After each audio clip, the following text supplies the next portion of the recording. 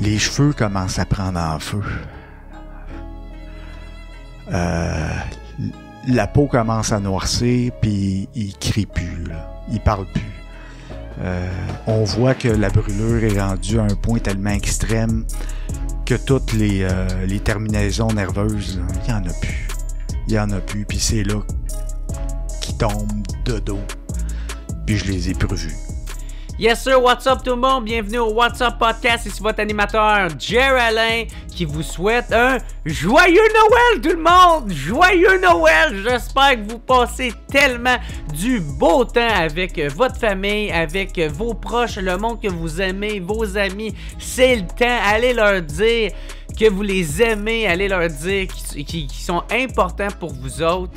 C'est des moments de même que des fois, faut laisser faire un peu des petites querelles qui sont pas importantes, puis les mettre de côté pour passer du bon temps en famille, puis créer des beaux moments.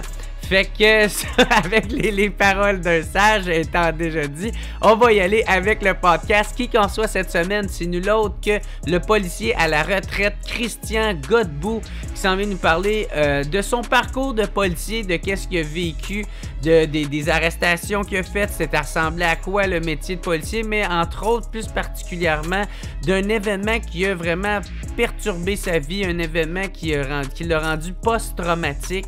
C'est un incendie et il va raconter tous les détails dans le podcast. C'est quand même très touchant. C'est très humain, on peut dire. Là. Il nous raconte ça vraiment de l'intérieur, comment ça l'a affecté, à quel point ça a été difficile pour lui d'aller chercher de l'aide. Même quand il en voulait, c'était compliqué. Puis là, maintenant, il a dédié pas mal sa vie à essayer d'aider les autres pour pas qu'il ait à refaire le même processus que lui a passé à travers. Fait que bref, un gros merci à Christian Godbout d'être venu raconter son histoire au What's Up Podcast. Le podcast de cette semaine, encore une fois, est une commandite de procafetière.ca. Encore une fois, un énorme merci à procafetière.ca. Si vous voulez faire un cadeau de Noël, ben c'est vous quoi? Ben commandez-vous la poche de café du What's Up Podcast. Achetez ça à un de vos amis, de vos proches. T'sais, utilisez le code promo JER20 puis vous allez avoir 20% de rabais dessus. Puis ça va me faire plaisir à moi. Ça va faire plaisir à procafetière.ca parce que c'est important de les supporter comment que eux autres en plus ils nous supportent. Fait que c'est super apprécié. Encore une fois, un gros merci au procafetière.ca. Je vous invite à aller voir leur site internet ou aller les voir en magasin. Ils sont super sympathiques. Fait que gros merci. Si vous voulez me supporter, moi, vous pouvez toujours vous abonner à mon Patreon. Hein? Abonnez-vous au patreon.com/whatsuppodcast. Ça vous permet de voir tous les podcasts d'avance. Pas besoin qu'ils sortent en ordre chronologique sur YouTube. Et il y a plein de forfaits. Il y en a à 3-4 piastres. C'est pas grand-chose pour vous autres. Puis pour moi, ça fait toute la différence. Ou sinon, vous pouvez toujours vous abonner à mon compte YouTube. Hein? Abonnez-vous, cliquez sur un petit thumbs up, cliquez sur s'abonner, laissez un petit commentaire positif, ça m'aide avec les algorithmes. Fait que sur ça, c'est super apprécié. Merci beaucoup tout le monde encore une fois. Gros merci à Christian Godbout, merci à procafetière.ca et on se revoit l'année prochaine tout le monde. Bonne année! On se revoit l'année prochaine. Joyeux Noël et je vous aime. Youpi!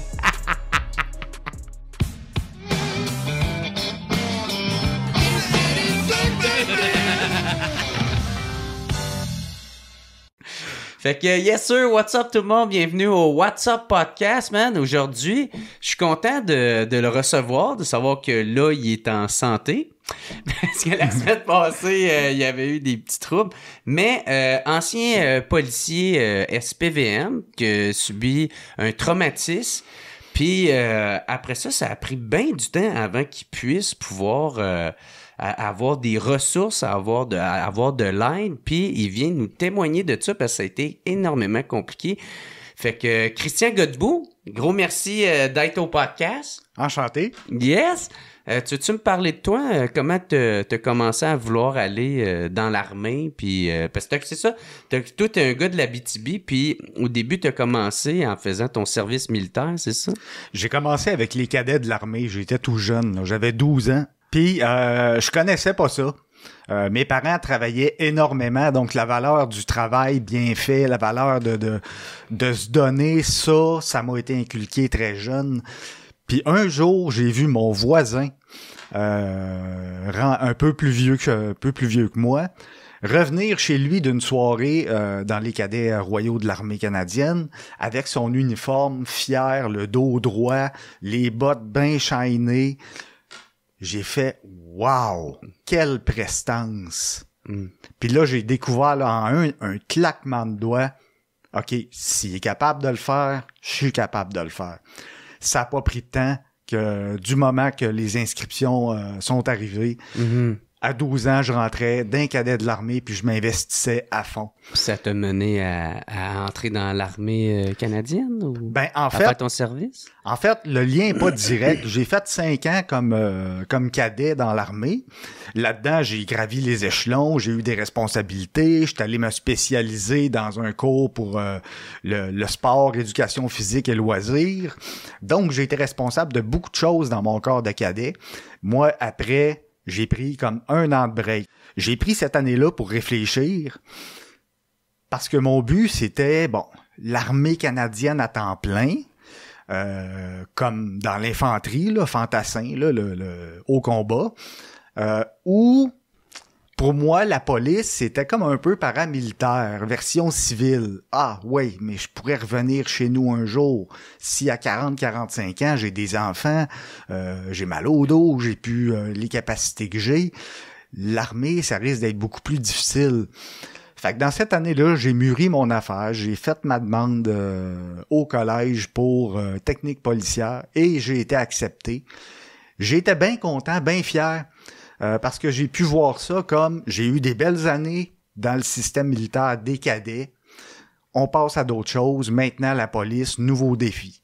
OK, fait que t'es allé des cadets à la police. Oui, exactement. OK. Exactement. Donc, 3 ans de cours en technique policière au collège. Ensuite... T'es arrivé à Montréal en 2001? Oui, je suis arrivé à Montréal. J'ai commencé à travailler en mars 2001 à Montréal.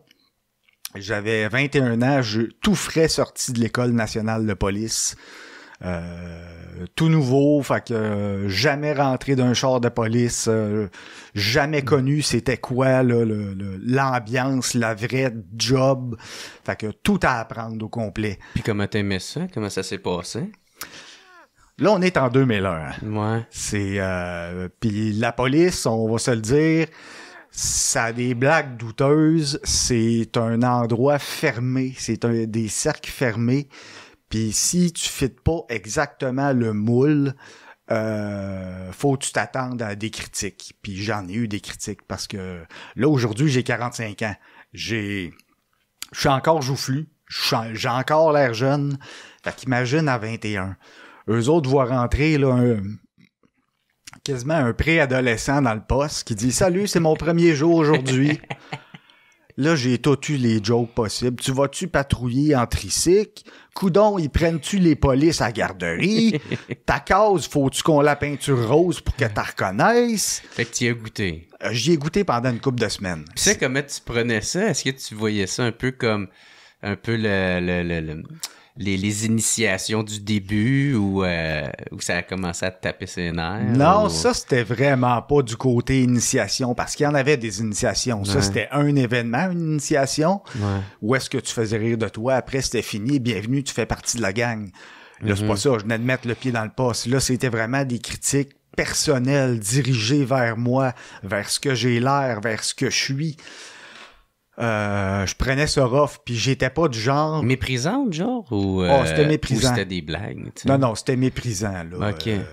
Y en a qui me parlaient pas, là. Ils parlaient carrément pas, là. Puis j'entendais dire, moi, je travaille pas avec, là. J'ai pas envie... moi, je veux retourner à la maison à soir. Fait que avec lui, je suis pas sûr que je vais rentrer. Puis pourquoi? C'est juste parce que t'avais de l'air jeune ou t'étais J'avais de l'air jeune, ou... j'étais petit, j'ai jamais été gros.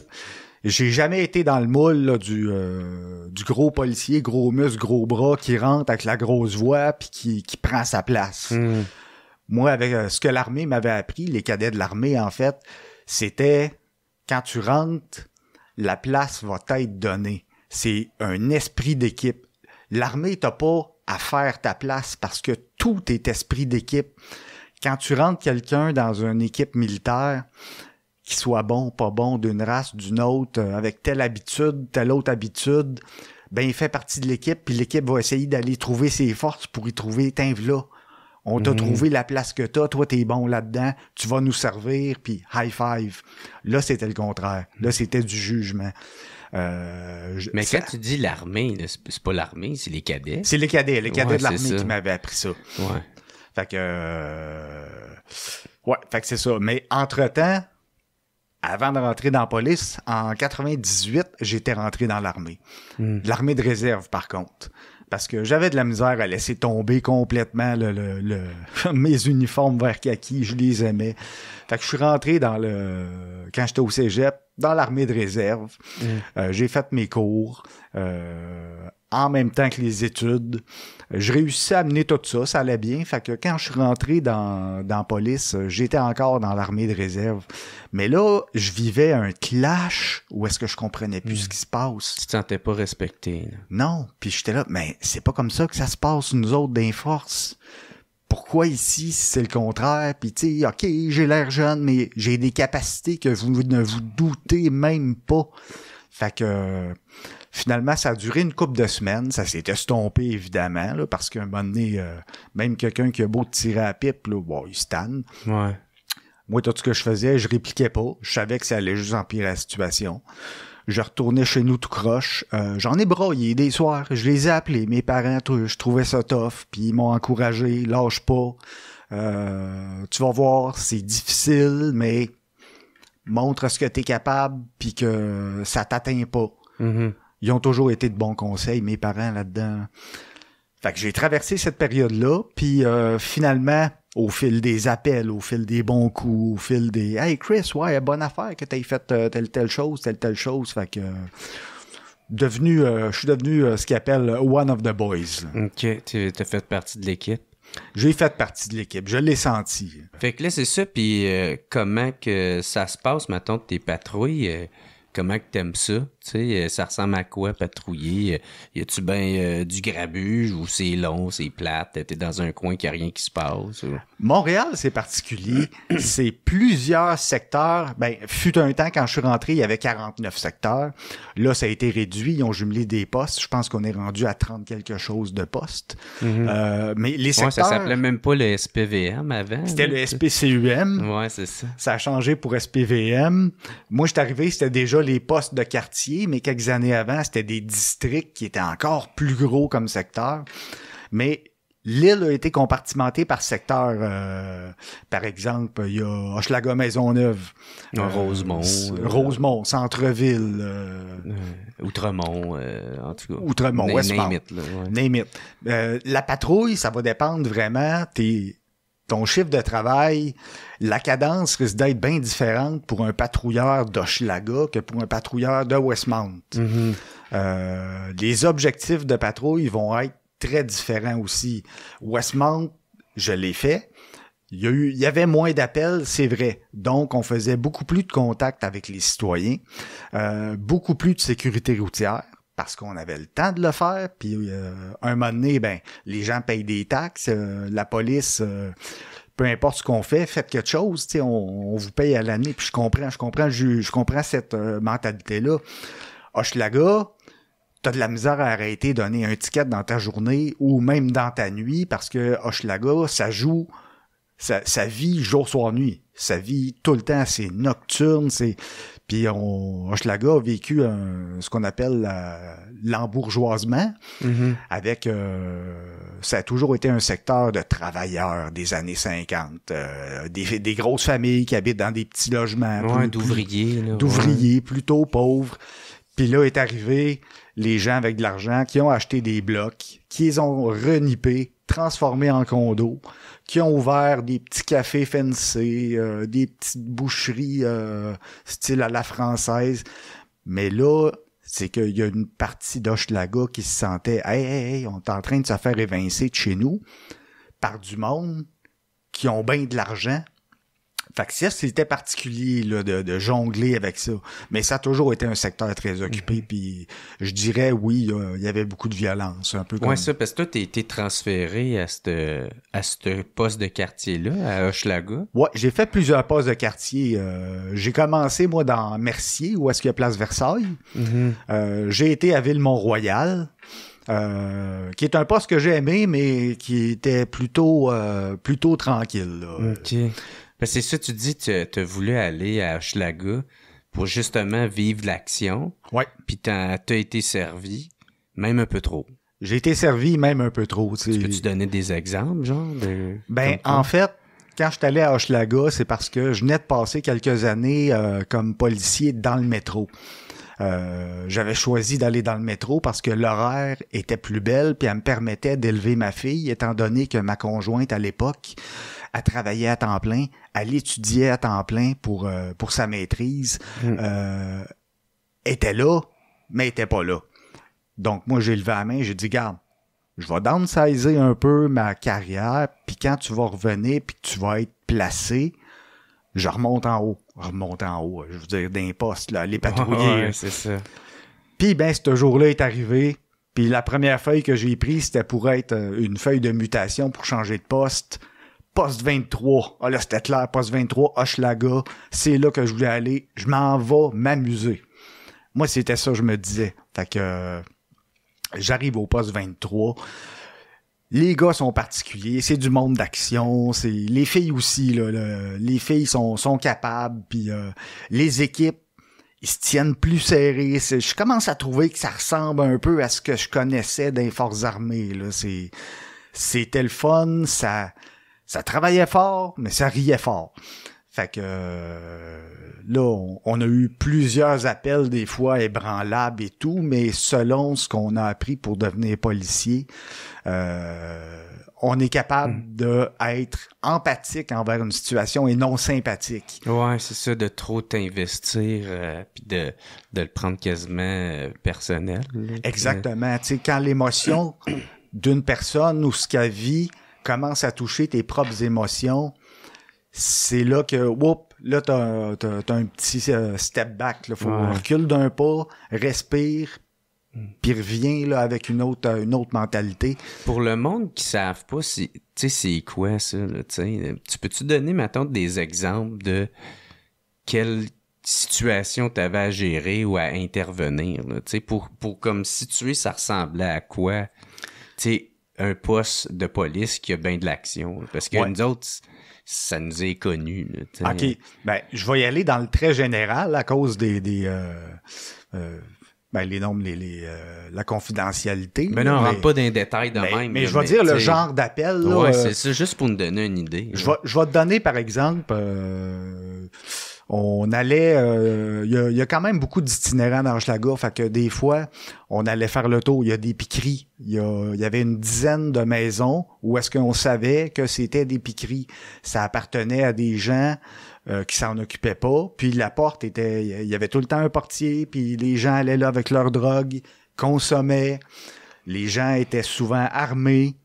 Puis nous, sauf qu'ils nous ont toujours ouvert la porte, on allait juste vérifier si le monde allait bien.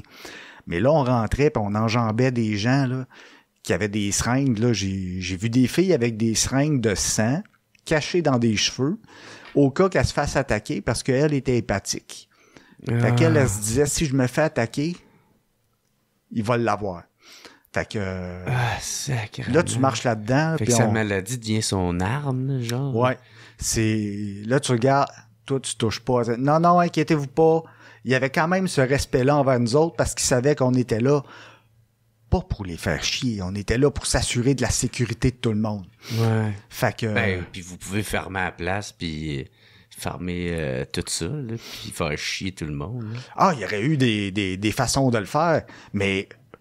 C'est beaucoup de travail, ça aurait impliqué là, l'équipe des stupéfiants.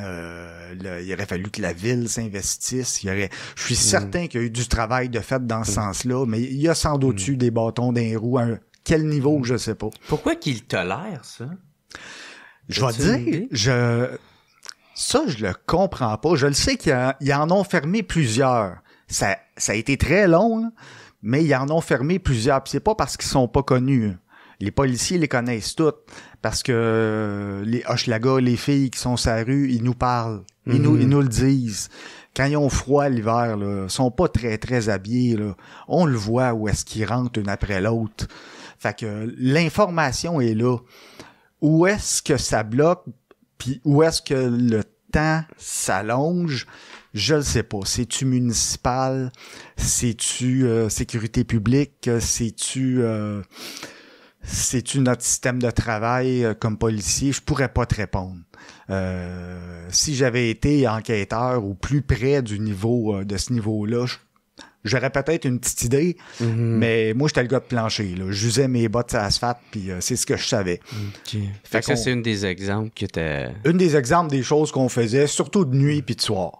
Fait que, mieux montrer, regardez, on est là, puis on va revenir encore. Mais quand on revient, on veut pas qu'il y ait de niaiserie. Fait que ça gardait comme la place plutôt calme. Une genre de paix, genre de tranquillité. Oui, puis on défonçait pas de porte. Là. Ils nous accueillaient. Rentrez, venez-vous-en.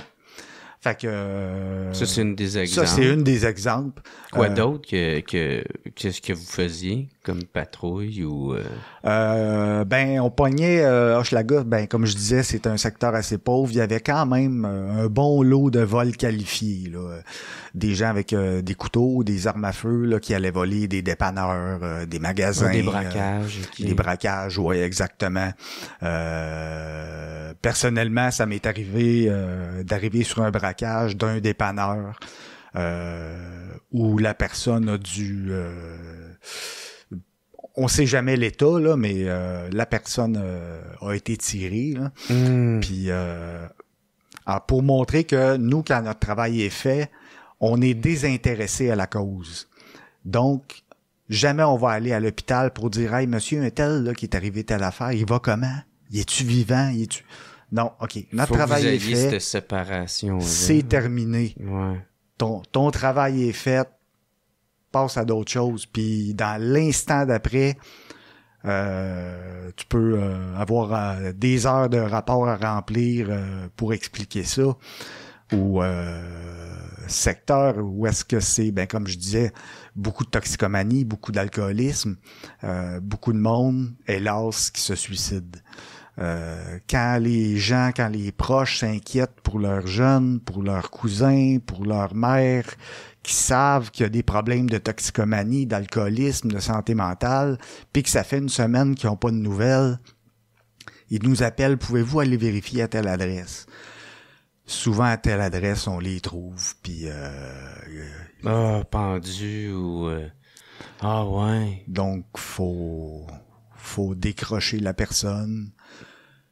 Là, ensuite, les enquêteurs arrivent. La grosse machine se met en branle, la morgue. Tabarnak, man. Là, ça, man, ça doit être épouvantable. C'est épouvantable. Après, parce qu'après, c'est pas fini. Pour le gars, comme je dis, moi, avec mes 2 bottines, ça se fait. Faut que j'aille faire l'annonce de décès à des maris, à des femmes, à des enfants. Mais ça, aux enfants, c'est les CLSC qui s'en occupent. Puis il y a d'autres ressources aussi. Mais les annonces de décès, c'est... Tu vois une personne, là, puis quand t'as fini de parler, là, je te le dis, c'est comme regarder une vitre qui casse en 1000 morceaux. Puis qui tombe à terre. C'est... Hey, t'as le goût de dire, je m'excuse, mais il y a rien à dire. Il y a rien à dire. Il faut juste que t'accueilles ce que la personne vit, puis que tu t'arranges pour qu'elle reste pas toute seule. Puis tu me demandais un peu c'est quoi patrouiller. Après ça, quand t'embarques dans ton véhicule de patrouille, puis que tu dis, je vais aller écrire mon rapport au poste, puis qu'au coin de la rue, il y a un gars qui brûle un feu rouge en avant de toi, faut que tu ailles l'intercepter. Là, ce que tu viens de vivre, là, il est encore pogné ici. Il est pas digéré. Fait que faut que tu ailles voir le gars, puis ça m'est arrivé me faire répondre coudon, t'as rien de mieux à faire que ça, toi? Ouf. Tu sais, faut que tu sois solide dans ce temps-là. Tu peux pas te venger sur lui, tu peux pas. Il sait pas. Non, c'est ça. Puis il comprend pas, puis il comprendra pas. Là. Fait puis, écoute, à part expliquer ce qu'il vient de faire, calmement, puis te dire, rendu au poste, là, m'a prendre 10 minutes, là, un peu juste pour dépomper. Ben, ça fait du bien, là. Puis des fois, là, on peut faire, dans des secteurs comme ça arrive souvent, on est 2 dans le char.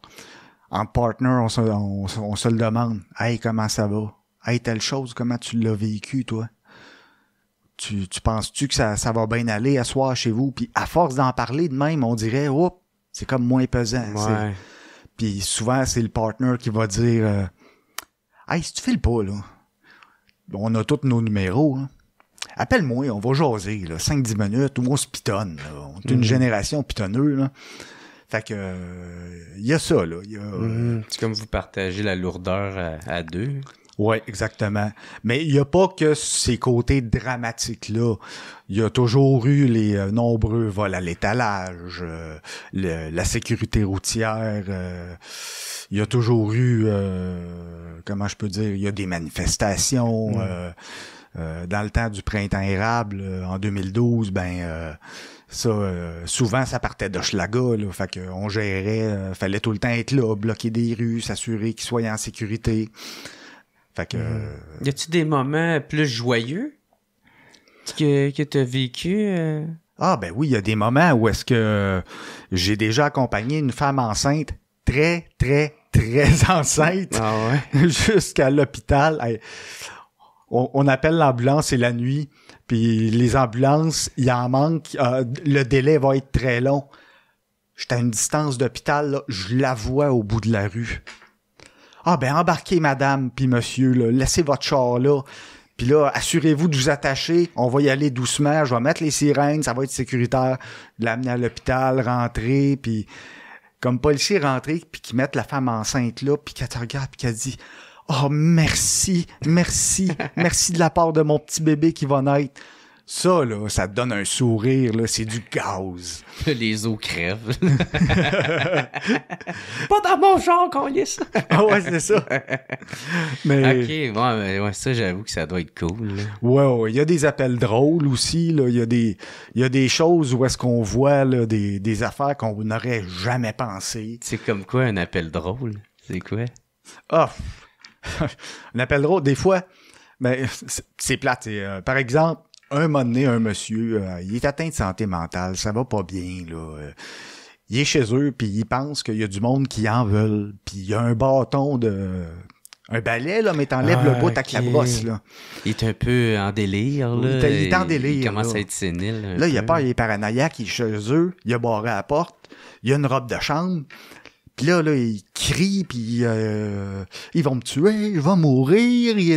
Mais nous, l'autre bord de la porte, on le sait pas s'il y a pas quelqu'un là qui va le tuer puis qui va vraiment mourir. C'est ça. Donc, l'intervention prend une autre dimension. Ben, pas le choix. Casse la porte, faut rentrer, faut aller sécuriser ce monsieur-là. Mais quand il nous a vu rentrer, on devait être 6 à 7, un en arrière de l'autre. Tout habillé, veste par balle au complet. Gonflé à bloc. Là, lui, il voit ça. Première chose qui drop, le bâton. Ah, il a les yeux ronds comme des 2 piastres. Deuxième chose qui drop, la robe de chambre. Il est tout nu, debout, puis il est plus capable de bouger. Oh non. Puis il nous regarde. Là, nous autres, on gèle un peu aussi. Ouais, là. genre, il est où l'autre? Il est où l'autre personne? T'es tout seul, là. Puis il reprend son esprit d'un coup sec. Ah oui, je suis tout seul chez nous, là. J'allais pas bien. OK? Là, tu files-tu assez bien pour remettre ta robe de chambre, s'il te plaît? Oh, mon Dieu, mais je suis tout nu! Ça arrive à tous les jours. Ça arrive, c'est tellement varié. On est dans des montagnes russes de vécu, d'émotions. Tu sais, il n'y a pas 2 personnes pareilles sur la planète. Il n'y a pas 2 personnes pareilles ni à Hochelaga, ni au centre-ville, ni dans Westmount, ni dans Montréal-Est. Ça crée toujours, je dirais, il n'y a pas 2 personnes pareilles, il n'y a pas 2 appels pareils. Mais quand on a un appel sur un ordinateur, on n'a pas un roman qui nous dit ce qui va se passer, ce que la personne est. C'est rendez-vous à telle adresse, c'est urgent, avec un petit résumé. On pense qu'il est armé. On pense qu'il est armé, peut-être pas. Allez-y. Fait que là, nous autres, on s'en va, on est dans le blanc. Ouais. Ou plutôt, on est dans le noir. Là. Ouais.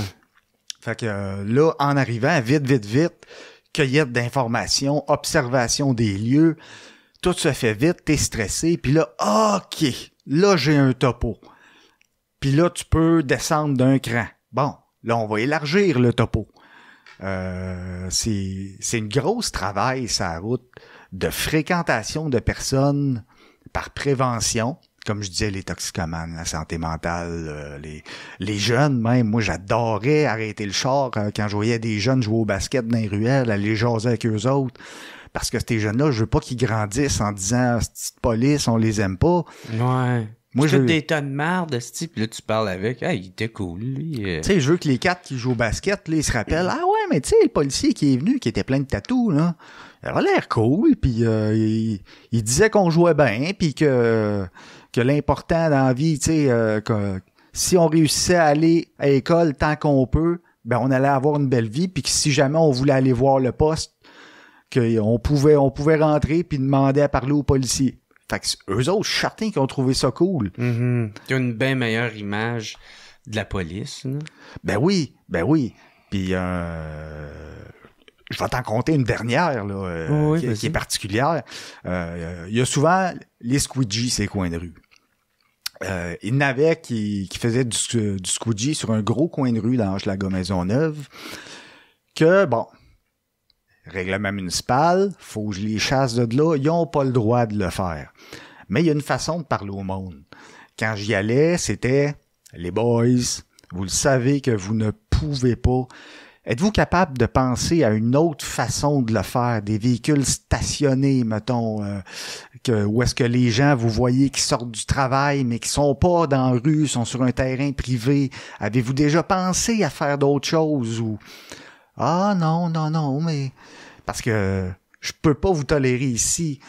Mais sérieusement, là, je veux pas non plus que vous voir dans 2 semaines puis que vous ayez perdu 30 livres parce que vous mangez plus. » Ah, OK, ils comprennent. Ah, t'es cool, merci. Puis ils partent. Ils s'en vont. Ils sont tout contents. Ils un job à faire aussi. Sauf que quelques jours après, je patrouille, puis je suis tout seul pas mal à ce coin de rue-là. Puis il y a un gars, lui, qui en veut à la police. Puis il s'en vient, puis il commence à me crier après, puis il s'en vient vers moi là assez vite. Puis quelqu'un que tu penses qui va t'agresser, ça paraît. Ça paraît dans sa face, ça paraît dans sa tenue de corps, ça paraît dans son marché. Dans son attitude. Ben, mes squids qui étaient sur le coin de rue, ils ont vu ça, ils habitaient à côté. Ils ont traversé, puis ils se sont mis entre moi et le gars, puis ils ont dit « Hey, toi, tu vas te calmer, là. Ce gars-là, il t'a rien fait, là. Il fait juste s'assurer que tout ça passe bien ici. Fait que tu vas virer de bord, puis tu t'en vas. » Et là, le gars, lui, avait un petit peu peur des 2 squeegees, là, tu sais, Mohawk et les pins de métal que ça prend 8 heures à enlever à l'aéroport. Fait que il a reviré de bord. Ben, je lui ai dit merci. T'as été backé par les squeegees. Ils m'ont backé. Je lui ai serré à la main, puis j'ai dit, là, oubliez pas, pensez à votre plan B, là. Faut que je le dise, c'est une belle carrière parce que c'est comme un cadeau de Noël à chaque jour. Tu le sais pas si ce que tu vas ouvrir, tu vas l'aimer. Tu sais pas si tu l'aimeras pas. Tu sais pas si tu vas le détester. Tu sais pas si ça va être quelque chose qui va t'atteindre positivement ou très négativement, comme dans mon cas, c'est arrivé. Mais c'est des montagnes russes. Ouais, ça, là, ça vient à parler de l'incendie, justement, l'événement qui est arrivé en 2012. Oui. Tu veux-tu commencer à le raconter? Oui, je vais le raconter. 15 novembre 2012. Cette date-là, je l'oublierai jamais, là. C'est le jour où est-ce que ma vie a complètement changé à 180 degrés. Un beau 180 degrés bien net, là, fait avec un équerre. On travaille de nuit. Je pense qu'on est 3 ou 4 véhicules avec 2 policiers chaque. Puis on patrouille, puis c'est assez tranquille. Puis à un certain instant, il y a un policier que lui, je pense qu'il est tout seul dans son véhicule. Il annonce sur la radio qu'il y a un immeuble à un coin de rue d'Hochelaga qui commence à avoir sérieusement beaucoup de fumée qui émane du toit. Fait que tous les policiers, je pense qu'on était tous disponibles à ce moment-là. Fait qu'on s'en va tous pour aller. Là, il va y avoir une scène de la sécurité à faire. Si c'est un incendie, là, il va y avoir du monde, les pompiers, tout. Fait qu'on on arrive là, on met le char pour bloquer une rue. Fait que moi, je prends mon véhicule, je le laisse tout seul, le véhicule, sur une rue. Je me rapproche du building. Les autres policiers font les autres rues un petit peu plus loin. Fait qu'on est en train de commencer notre scène comme du monde. Juste d'où est-ce que je suis sur le côté du building. Puis ça, il y avait un commerce dans le bas, c'était un bar. Donc tout est vitré, puis la porte d'entrée est vitrée. Mais au-dessus, il y a 2 étages de logement. Des petits logements style 1,5, 2,5, là. Pas des condos, là. Vieux building en bois très sec. Fait que on le sait, c'est le genre d'incendie qui va doubler et doubler et doubler rapidement. Ouais, qui va prendre rapidement feu. Mais là, il y a 3 fenêtres qui ouvrent simultanément sur le même côté du building où est-ce que je suis. Une dame, un homme, puis un autre homme. Puis là, je vois la boucane qui sort, là, mais elle sort comme si elle se fait pitcher, là. Elle cherchait. L'incendie cherchait de l'air. Puis là, avec les fenêtres ouvertes, elle en a eu de l'air. Mais c'est parce qu'il y avait des humains qui cherchaient de l'air aussi, là. Ceux qui n'ont pas réussi à s'en aller, hein. Parce que là, sur les trottoirs et à proximité, il y a beaucoup de monde. Il y a beaucoup de monde dans des couvertes en aluminium qu'on lui a donné pour pas qu'il y ait froid. Tu sais, c'est quand même le 15 novembre. Mm-hmm. Puis on attend toujours les pompiers avec l'autobus des pompiers pour les survivants, là, ceux les sinistrés. Les sinistrés. Puis là, je les vois, puis j'entends crier. Mais j'entends pas crier comme dans des films où est-ce qu'on voit des incendies puis des gens qui sont dans les fenêtres en criant à Dieu, par exemple, venez m'aider, quelqu'un, sauvez-moi, je ne veux pas mourir. C'est pas ça le discours. Le discours, c'est que les personnes, en fait, la dame qui est la plus proche me pointe carrément parce que je suis proche du building.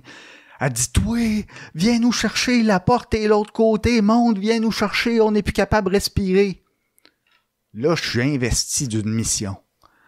Je te l'ai dit, j'ai commencé à 12 ans d'un système militaire avec les cadets. J'ai poursuivi pendant des années dans le système militaire avec la réserve.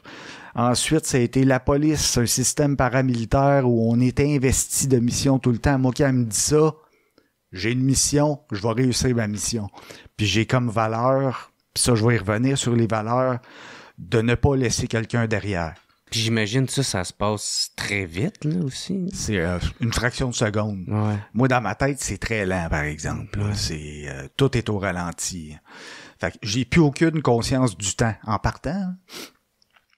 Fait que je m'en vais l'autre côté en avant du building où est-ce qu'il y a la porte d'entrée qui est vitrée.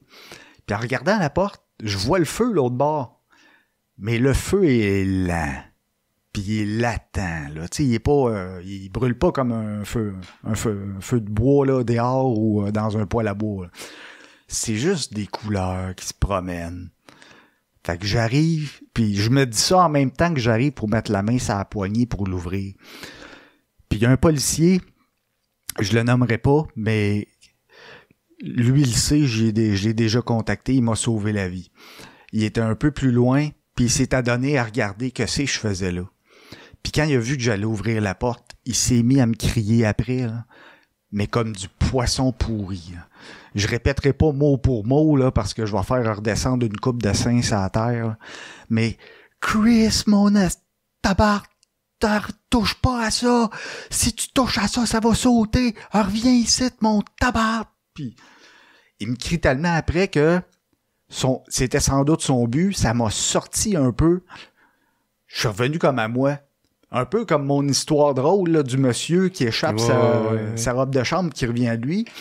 Ben moi, je fais « Oh, OK. » Là, je pense tout de suite backdraft, le film. Fait que je suis là, oh non. Premièrement, si j'ouvre la porte, je vais me brûler la main. Puis en donnant de l'oxygène, que ça va sauter carrément. Fait que je recule. Je recule lentement. Je retourne où est-ce que j'étais. Mais en reculant, je vois à côté de la porte un bidon d'essence. Là, je ressens, comme j'ai jamais ressenti, de la haine contre l'être humain. Pas une personne en particulier, parce que je sais pas c'est qui, là, mais contre l'être humain d'être capable. Parce que je suis convaincu que ce bidon d'essence-là, il est pas là pour rien. Ouais. Fait que là, ça se mélange, là. Je suis figé. Je regarde mes personnes en haut.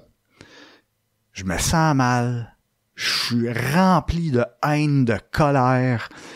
Je ne sais plus quoi faire. J'ai des gens qui viennent me parler, qui me disent « Hey, je trouve plus ma mère, je ne sais pas si elle est sortie. » Les gens qui pleurent, qui viennent me voir. Je suis à peine capable de lui parler. Je suis dans un état second. Puis c'est là que je me suis rendu compte. Je me suis rendu compte des choses très vite. Ma santé mentale est en train de prendre un méchant coup parce que je me sentais voler au-dessus de mon corps. Je sentais que mon corps était une machine puis que je la dirigeais à partir d'ici.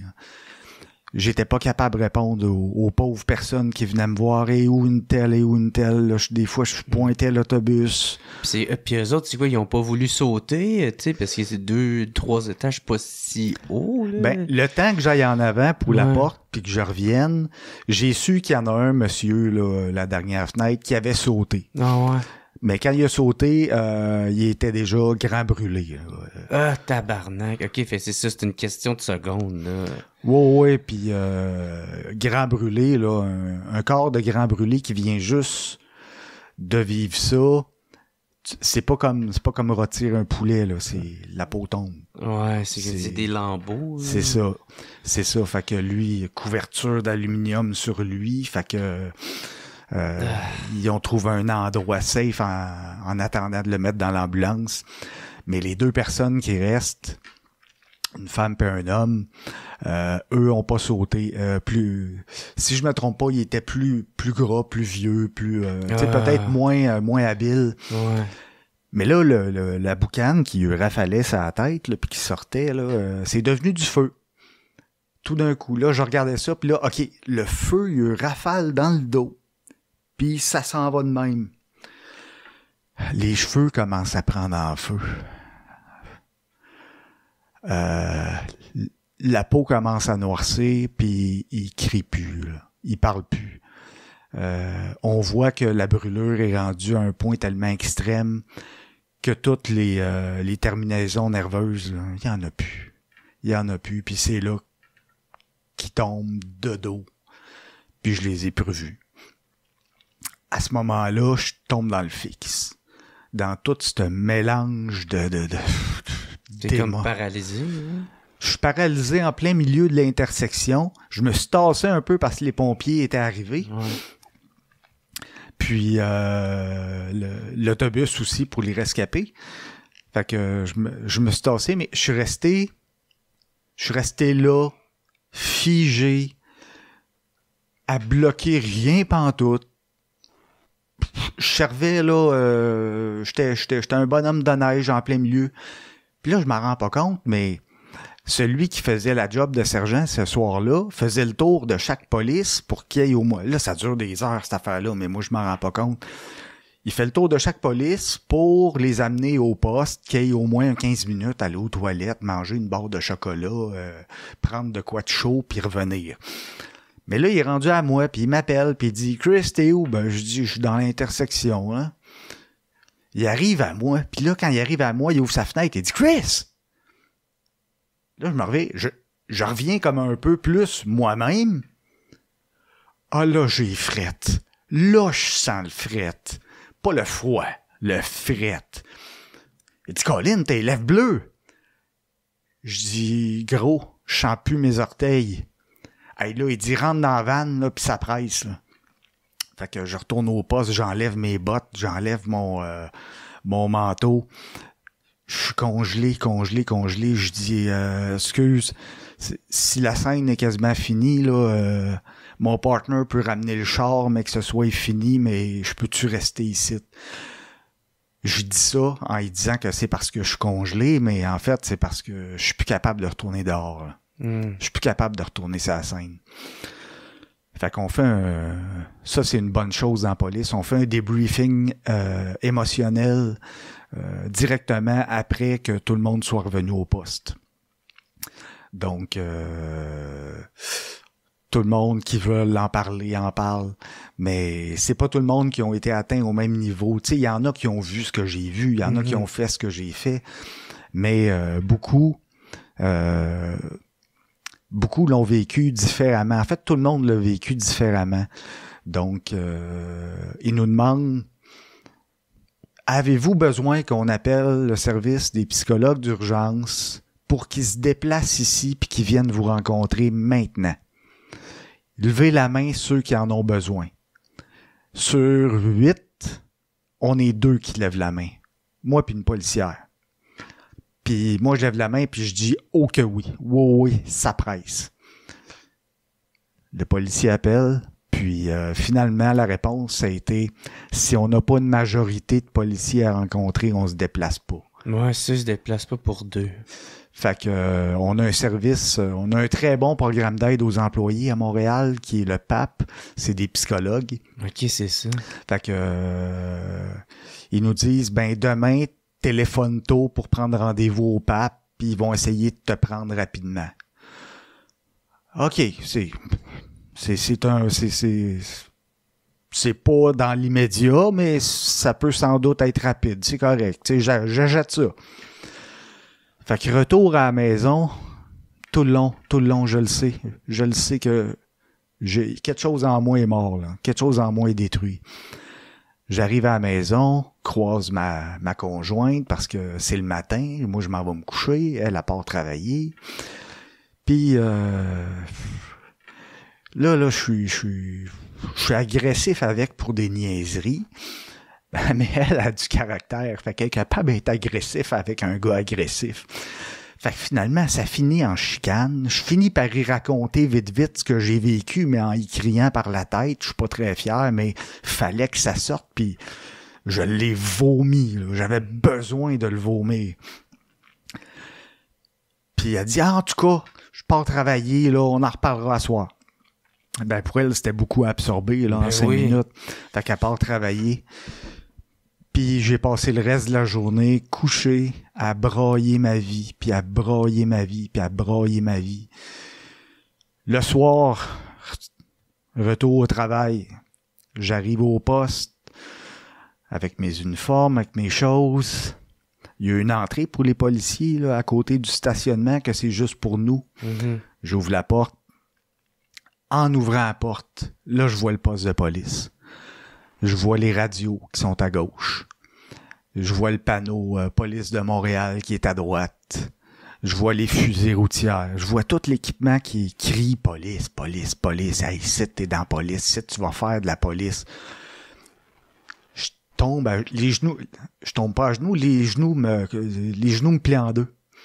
Je pars à brailler. Mais je me sens faible, là. Comme quelqu'un qui a une baisse de sucre, là, je me sens faible à ce point-là, puis je braille. Un de mes partenaires que lui aussi je l'ai remercié, mais que je nommerai pas, est venu me voir. Il me dit, Chris, ça va-tu? J'avais le goût de répondre. Ça a-tu l'air? mais tout ce que je trouve à répondre, c'est non, puis vraiment pas. Il est allé chercher celui qui remplaçait le superviseur. Puis lui est venu me voir, puis il m'a dit, Christian, tu vas pas bien.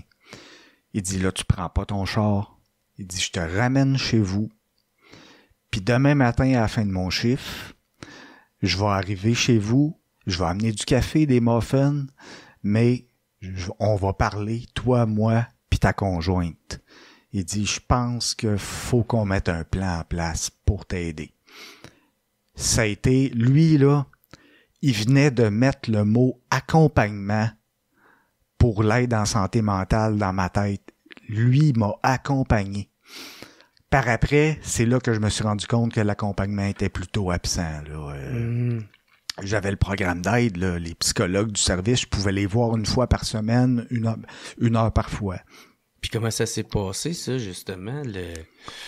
Parce qu'au début, je pense que t'as essayé d'aller chercher de l'aide, puis t'as pas pu, ou ça a pris du temps avant que t'ailles en demander, ou comment ça s'est passé? Ben, en fait, la première étape, ma conjointe m'a amené à une clinique sans rendez-vous, où j'ai rencontré une docteure qui m'a tout de suite diagnostiqué trouble post-traumatique, dépression sévère.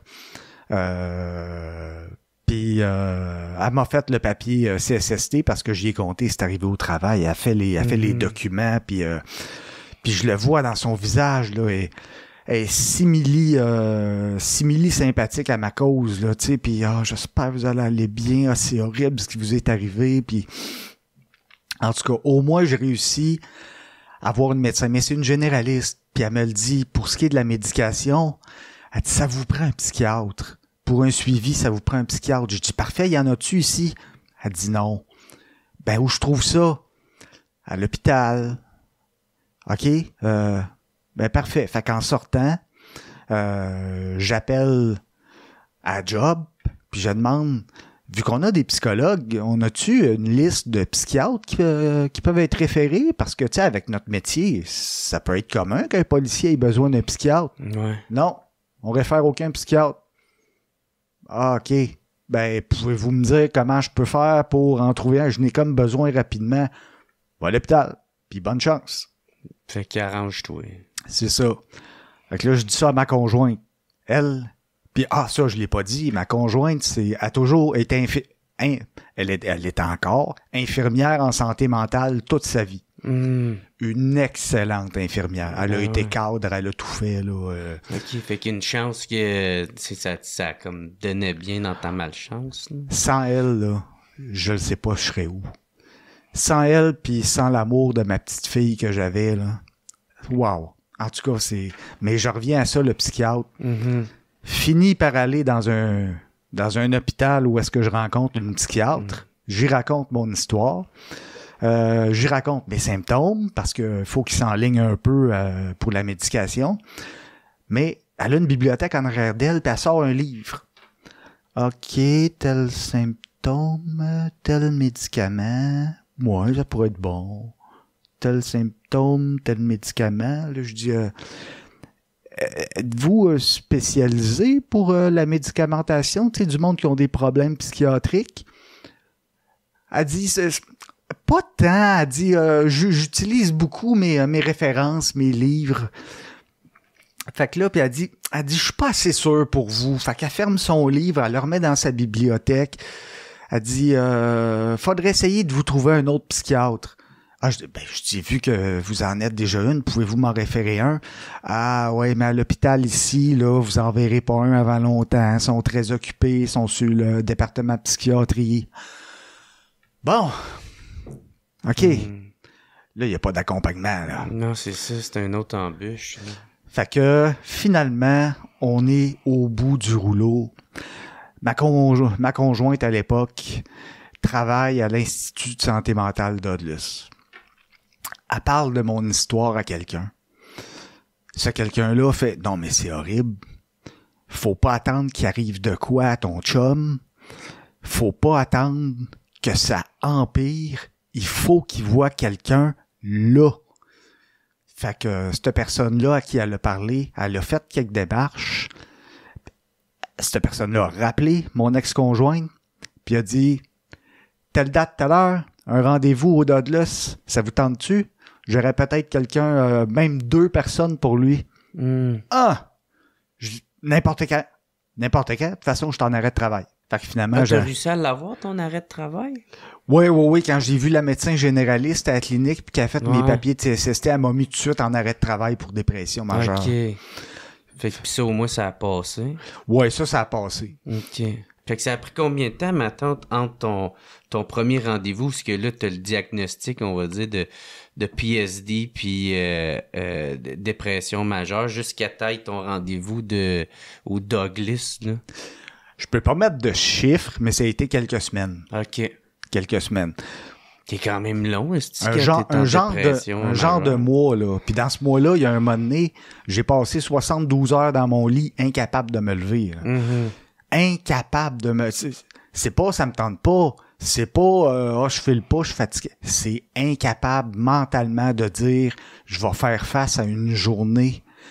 J'avais plus le goût de faire face à mes journées, mais là, avec cette mentalité-là, me dit, hey là, ben que ça fasse 10, 20, 30 jours que je me dis je veux plus faire face à mes journées, ça va-tu se transformer en je veux plus faire face à la vie?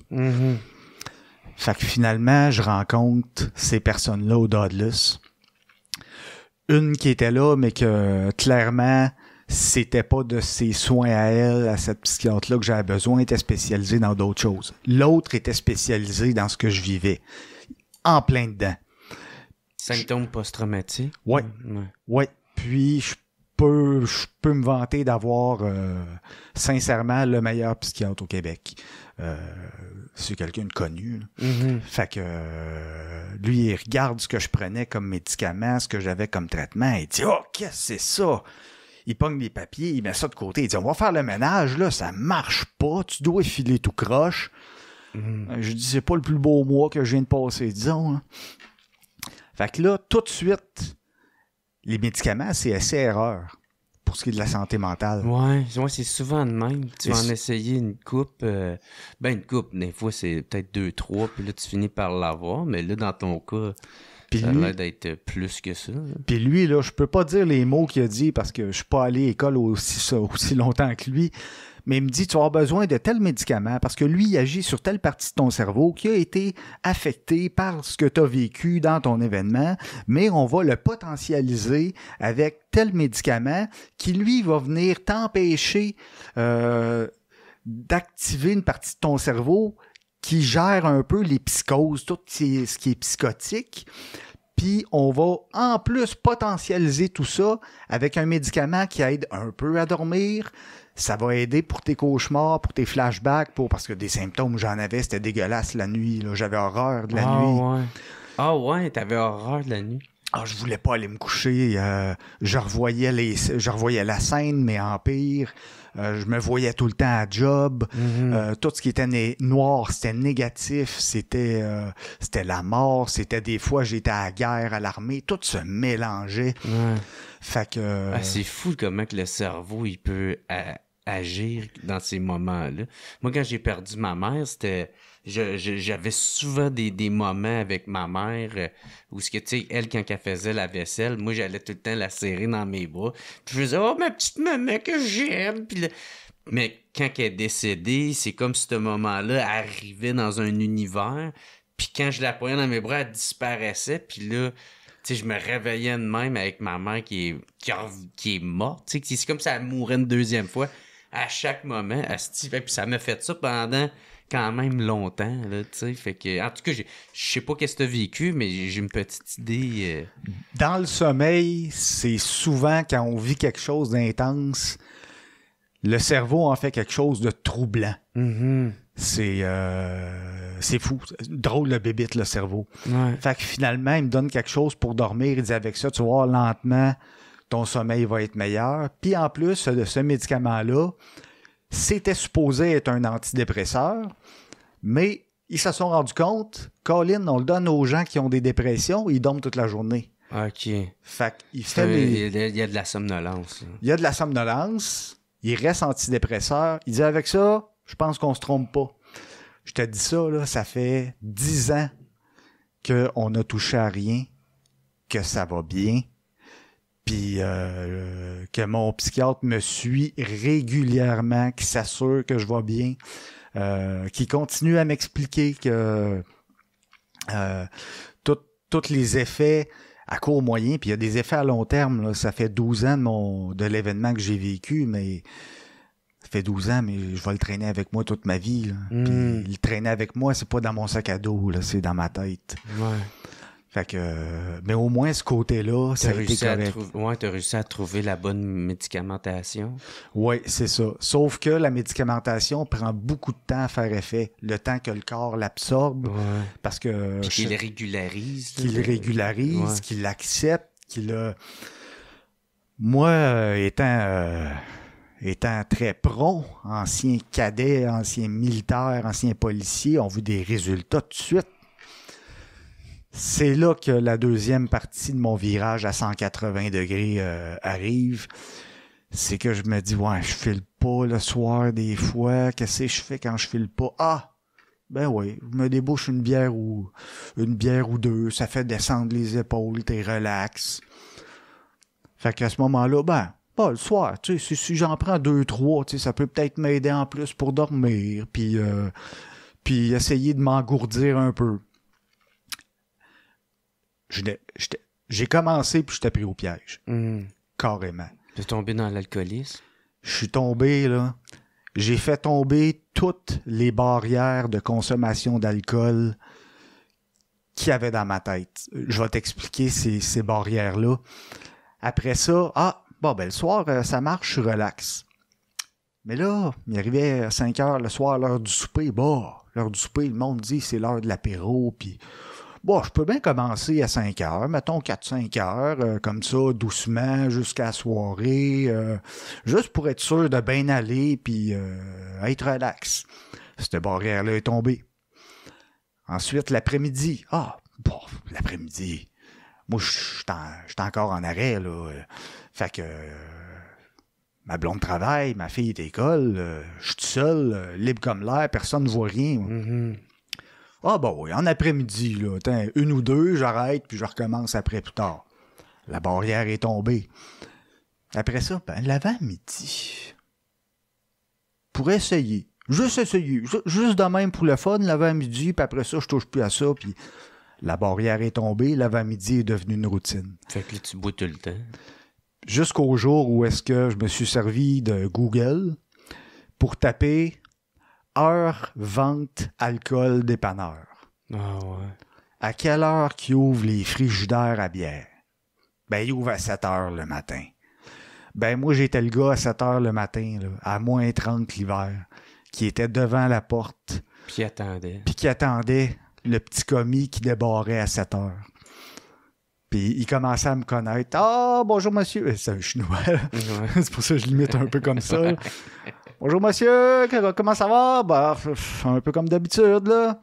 Fait que là, il préparait ses choses. Le sac était déjà prêt sur le comptoir parce qu'il savait ce que j'allais chercher. Fait que j'étais rendu un habitué, puis j'en avais honte, mais ces barrières-là, ils étaient tombés, puis ils étaient pesantes. Puis il était extrêmement dur à relever. Pour ça, là, j'étais rendu, j'ai besoin d'aide pour ma dépendance. J'étais devenu dépendant parce que de plus en plus, l'effet de l'alcool disparaissait. Mais est-ce que ça, c'est arrivé quand tu as réussi à trouver la médicamentation? C'est où que c'est arrivé? Après ça ou pendant? C'est arrivé pas mal dans le même temps. Mm-hmm. Pas mal dans le même temps. Donc, en même temps, ce qui est arrivé, c'est que, là, je sautais quelques médications, ou là, je la prenais dans des temps où est-ce que je savais que je consommerais pas trop. Fait que je savais que médicaments, alcool, c'était pas bon. Ouais. Fait que j'étais capable de prendre mes médicaments, dire, OK, compte tant d'heures, puis après ça, tu peux commencer. Puis, écoute, toute une gymnastique, là. Ouais, tu t'es laissé prendre là-dedans. Je me suis carrément laissé aller là-dedans. Puis ça a duré. La petite pack de cibière qui me rendait complètement gueulot, là, elle faisait juste que mes épaules descendent un peu, mais... Ouais, ça fait de moins en moins effet. Ouais. De plus en plus de conso. Là, la famille commence à s'en rendre compte parce que ça paraît, premièrement, ça sent. Premièrement, t'as l'air d'avoir consommé, là. Puis la gestuelle, tout est là. Ton attitude, comment que c'était? Ton humeur? Mon humeur devenait très drabe, mais très assez colérique envers ma conjointe. Ma fille moins, mais j'étais pas du genre à taper ma conjointe, là. Ça, c'est jamais arrivé, là. C'était des mots, mais je pouvais être méchant, là. Et dire, hey, en passant, là, ce serait le temps que tu me remettes l'argent que je t'ai passé il y a 3 ans, là. Puis elle, de dire, ça sort d'où, ça? Là, tu vas me la donner ou pas? C'est quoi, tu me voles? Puis, tu sais, ce genre de dynamique-là. OK. Tu commençais à venir un peu paranoïaque ou... J'ai eu une période de paranoïa, oui. Ouais, j'ai eu une période de paranoïa assez intense, là, où est-ce que j'étais convaincu, je m'étais mis dans la tête sans aucune raison, ma blonde me trompe. Mais là, c'est fou la paranoïa parce que j'étais convaincu, je savais, j'avais aucun indice, j'avais aucun motif. Mais ma tête me disait, on le sait, le gros, elle te trompe. Fouille la sacoche. Prends en photo les cartes de crédit, prends en photo ses horaires de travail, avec qui elle va, en train de chercher des façons de faire enregistrer à distance son téléphone. Là, c'était fou. Hein. Ça a duré un bon 3 jours, ça, là. Jusqu'à ce qu'un moment donné, elle pogne mon cellulaire, elle check, puis elle voit les photos de ses cartes, de ses affaires, puis de toutes mes recherches. Puis elle a été extrêmement correcte. Elle m'a pris par l'épaule. Elle dit, écoute, je t'en voudrais pas. Elle dit, je le sais que tu vas pas bien, mais efface ça. Tu viens de vivre une période de paranoïa. Je vais t'aider. Il se passe rien, je te le confirme. Elle dit, on va traverser ça ensemble. Drette là, paranoïa, disparu. Ouais. Ça a été Elle a été très compréhensive. Très compréhensive. Fait que ça a été une petite période de 3 jours à peu près. Mais par la suite, la consommation s'est accrochée. J'ai été en thérapie. J'ai commencé par aller en thérapie à La Vigile à Québec. La Vigile qui est un centre de thérapie pour les gens en uniforme. Mm-hmm. Donc, 18 places. C'est un ancien presbytère. C'est chaleureux comme endroit. Les employés, c'est des perles. Ils cherchent vraiment à aider les personnes qui sont là. Ça dure 30 jours. Ils t'apprennent tout ce que tu as à apprendre quand tu rentres là à partir de zéro. Voici pourquoi tu es accro à l'alcool. Voici ce que ça fait sur ton cerveau. Voici ce que ça fait sur ton foie. Voici pourquoi tu as des cravings. Des cravings, c'est des envies fortes de consommer. Comment contrôler ces cravings-là? Parce que ils nous le disent, c'est plate, vous allez en avoir, vous allez en vivre, puis longtemps. Ils nous donnent des trucs, des outils, ce qu'ils appellent « remplissez votre boîte à outils ». Toutes plein de façons de pouvoir déjouer... Puis pas retomber dans la consommation. C'est ça, de déjouer l'emprise de l'alcool. Première thérapie, je sors, je fais un certain temps. Mais la douleur est toujours là, puis la rechute arrive. Donc, puis là-dedans, là, je te dirais, j'ai fait des arrêts de travail, là. J'en faisais aux années et demie à peu près. Là. Ouais, comment ça se passait? Parce que c'est ça, tu as eu comme un congé de la CSST pour ton quand tu as eu le premier diagnostic, mais comment ça s'est passé après? Ben, en fait, tu dis congé de la CSST. Ça, c'est un point avec lequel je vis encore aujourd'hui, mais qui passe encore pas, là, que j'ai encore dans la gorge. Qu'est-ce que ça veut dire? OK. Première chose que j'ai fait après, là, c'est dans les débuts, quand j'ai vu la médecin... de l'hôpital, la première? La première qui m'a dit « Oh, vous allez pas bien, papier de CSST, arrête de travail pour dépression majeure. J'amène tout ça. » Faut que je donne ça à la job. Je m'en vais à mon poste.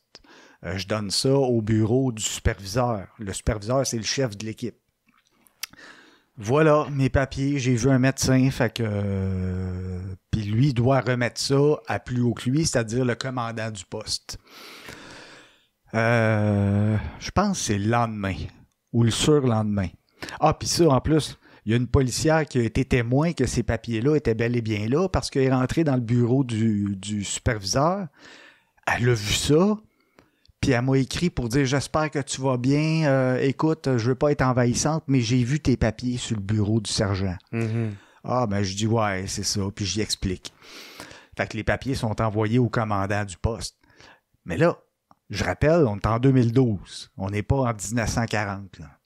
J'ai un syndicat, il y a des façons de fonctionner qui sont claires et précises.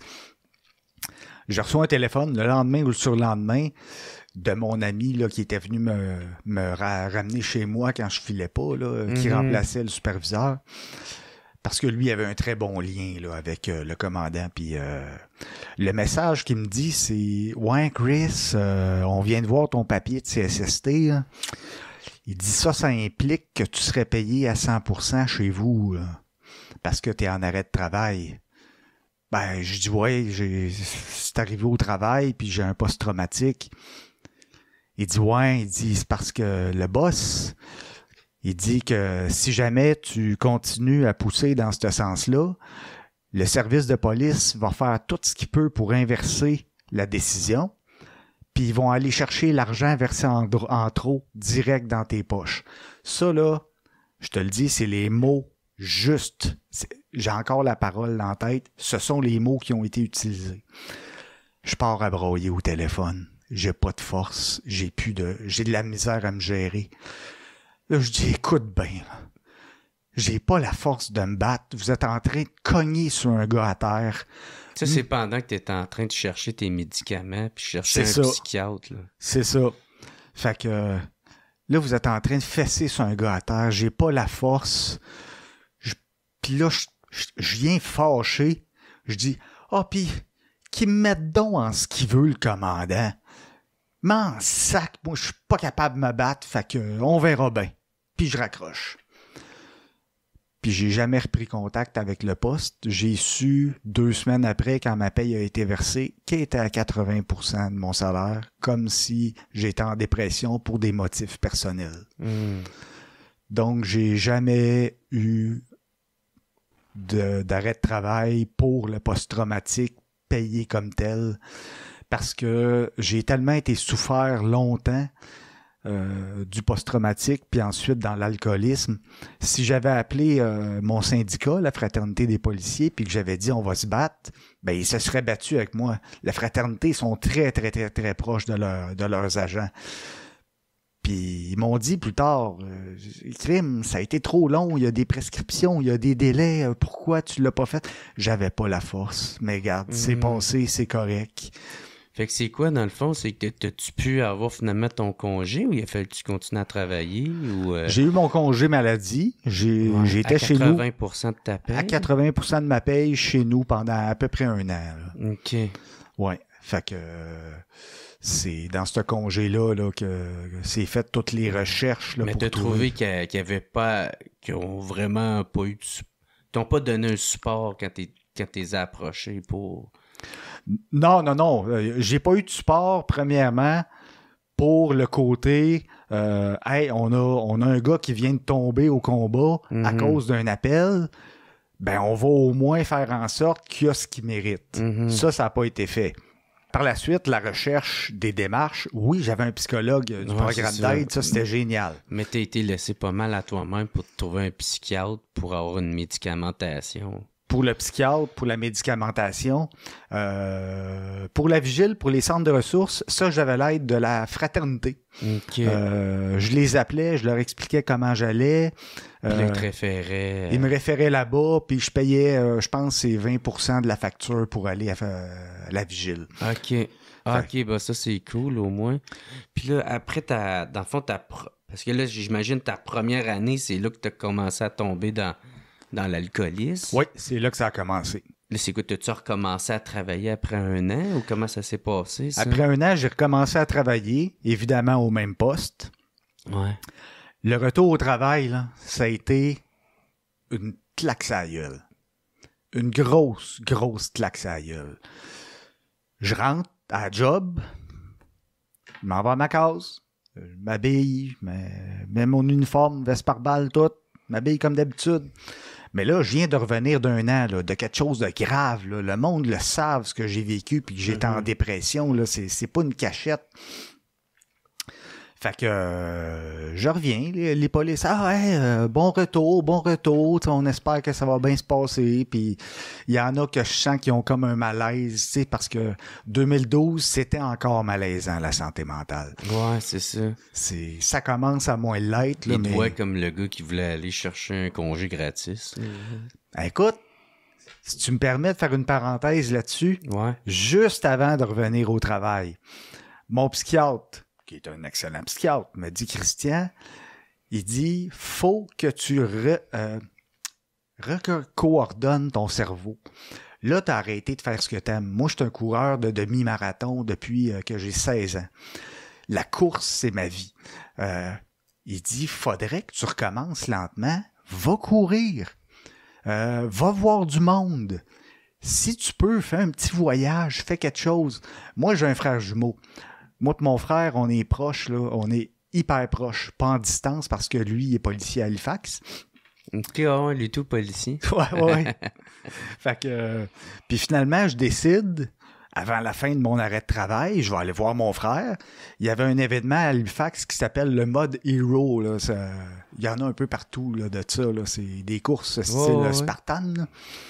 Fait que j'ai dit, hey, ça fait un bout que je m'entraîne, puis je commence à aller mieux, ben viens donc faire ça avec moi. Mon frère, c'est une machine. Là.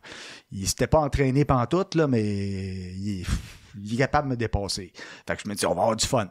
Ben, fly à Halifax, envoie là-bas, on a du fun, on s'amuse, on fait la course, la photo au fil d'arrivée, on arrive avec un méchant bon temps, je suis tout heureux, mets la photo sur Facebook, tout sourire avec mon frère. Le lendemain, me fait dire par une policière du poste d'Hochelaga, elle m'appelle, ouais Chris, elle dit, ça te tenterait-tu d'enlever ta photo que tu viens de mettre sur Facebook? Pourquoi? C'est ma photo d'arrivée là, du Mode Hero. J'étais content. Elle dit, ben c'est justement, tu sais, t'es en arrêt dépression. Puis là, ici, au poste, le monde commence à parler que t'es pas vraiment en dépression, mais que t'en profites pour faire des voyages, puis des activités, puis prendre des vacances. Là, je fais, OK, attends. Là, j'ai un boss qui a pas fait sa job, un commandant qui a pas fait sa job, qui m'a pas donné ce que j'avais droit. J'ai des confrères, consoeurs que j'estime, puis avec qui, quand on va en patrouille, des fois, là, quand c'est dangereux, là, on va à guerre ensemble. Là. Mon dos, là, il y a quelqu'un qui le watch, là, mais qui sont en train de parler contre ma situation, puis de mettre en doute, évidemment, ce que j'ai vécu. Puis le reste qu'ils se disent, je le sais pas, puis je pense que je veux jamais le savoir. Finalement, pas longtemps après, je reviens à job. Évidemment, peut-être de là, le malaise là, de certains, en tout cas. Mm-hmm. Puis, t'as un gars qui revient d'après 1 an, qui a souffert 1 an, qui combat l'alcoolisme, qui que c'est son premier jour de travail. Normalement, il y a un retour qui doit se faire de façon structurée puis plus en douceur. J'arrive, je me dis, bon ben, le superviseur de mon groupe va sans doute vouloir me rencontrer dans son bureau pour me parler. Tu sais, un superviseur, là, c'est on appelle ça un bon père de famille, parce qu'il y a 6, 7, 8 polices à gérer, puis c'est comme tous ses enfants. Mm-hmm. Il me dit, il va me rencontrer, voir comment je vais, mes capacités, je suis rendu où, puis pas pantoute, même pas de bonjour quand je passe à côté. Ah! Je m'en vais dans la salle de réunion, tout le monde arrive, salle de réunion, assis comme d'habitude, comme si l'année qui venait de se passer, il n'y avait rien. Fait que là, il commence à nommer les chars. Bon, Christian, tu vas être avec ton partner sur le char 23-2. Là, il faut que j'explique, le secteur est séparé en 4. 23-1, 2, 3, 4. Secteur 2, c'est là qu'est arrivé l'événement que j'ai vécu. Puis je suis sur un char patrouille à 2, donc les réponses aux appels urgents. Raide de même. OK. Puis là, après ça, ben là, lui, ce superviseur-là, il a un bras droit, un agent senior qu'on appelle, qui le remplace quand il est pas là. Mais son agent senior, lui, cette journée-là, il patrouillait tout seul. Plus tranquille, plus relax, fait le tour du secteur. OK. Il aurait bien pris la place tout seul, mais bon. Commence à être fâché, rentre dans le char, me dit au moins mon partner, je l'aime. C'est un de mes amis. On va jaser, il va me décanter ça. Mais c'est moi. J'ai dit, je peux te chauffer parce que je veux éviter tel quadrilatère. Il dit, hey, inquiète-toi pas, là, puis on peut aller dans les autres secteurs pas loin. Fait que j'ai continué à éviter le quadrilatère, mais je l'ai fait tant que j'y ai pu. J'avais plus de fun, là. Là, je rentrais à job, là, j'avais pas littéralement le goût de vomir, là, mais j'aurais très bien pu, là. J'avais plus de fun pantoute. Fait que j'ai décidé de changer de poste. Là, j'étais... puis le jeu, c'est pas un jeu de mots que je fais, là, mais j'étais brûlé complètement. C'était assez. J'avais en plus encore à combattre l'alcoolisme que je vivais. J'ai fait des thérapies. Tu sentais le jugement des autres? Je sentais qu'ils jugeaient, mais sans le dire. Il y avait du malaise, il y avait du... Comme si t'étais pas à ta place. Moins de confiance. Tu sais, puis on m'a jamais demandé, là, « Hey, s'il y a un incendie, quelque chose, Chris, dis-nous-les, t'as pas besoin d'y aller. » là. Non, t'es là... fais ta job, là. Fait que il y avait pas la même ambiance qu'il y avait au début quand je disais on était un team, puis ça ressemblait un peu à l'armée. Ça avait complètement changé. Fait que tant qu'à changer, j'ai changé de secteur pour un secteur plus tranquille qui allait me permettre de prendre du temps pour moi. Ou de faire un retour plus en douceur. C'est ça. Puis j'ai fait des thérapies pendant longtemps, là. Je vais le dire, j'en ai fait 7 thérapies complètes. Si je me trompe pas, j'en ai fait 4 à la Vigile, puis j'en ai fait 3 à la Casa à Québec aussi, à Saint-Augustin-de-Desmaures. La Casa, c'est un centre où est-ce qu'ils prennent toutes sortes de personnes, un gros centre, eux autres, ils peuvent accueillir 48 ou 50 personnes. Okay. Il y a une partie de programme que si tu es quelqu'un d'uniforme, pompier, militaire, policier, infirmière, quelque chose comme ça, tu peux entrer dans ce programme-là. Il est différent. Il parle de post-traumatique, il parle de traumatisme, il parle des enjeux puis de la place de l'alcool dans les métiers d'urgence. Parce que c'est pas rare, là, une gang de police qui viennent de finir 3 chiffres de soir. Bon, ben là, on s'en va à bière. Hey, ça, j'ai connu ça. Bon, ben là, on s'en va à bière.